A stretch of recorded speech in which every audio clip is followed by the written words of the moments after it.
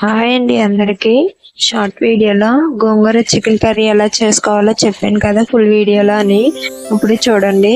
Welcome to the my channel. Gongura chicken curry ఎలా prepare చేసుకోవాలో చూద్దాం.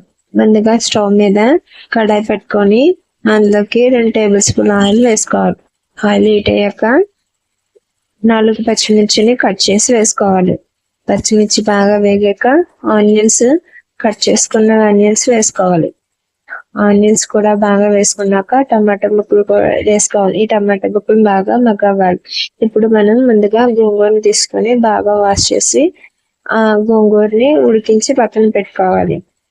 ఆనియన్స్ టమాటాస్ బాగా వేగిన తర్వాత అందులోని చికెన్ వేసి ఒక 15 నిమిషాల పాటు బాగా కుక్ అవనివ్వాలి.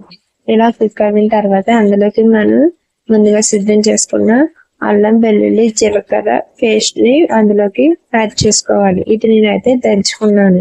దంచుకోవడం వల్ల మంచి టేస్ట్ అనేది వస్తుంది.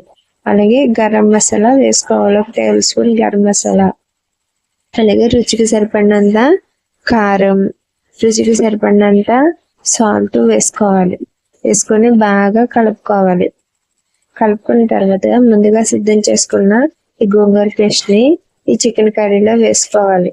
బాగా కలుపుకొని ఒక 15 నిమిషాల పాటు మూత పెట్టుకొని దగ్గరగా అవ్విన తర్వాత దించుకుంటే ఎంతో గుమగుమలాడే చికెన్ గోంగూర కర్రీ అనేది చాలా రుచికరంగా ఉంటుంది. ఇది రోటీల్లోకి రైస్ లో కూడా చాలా బాగుంటుంది.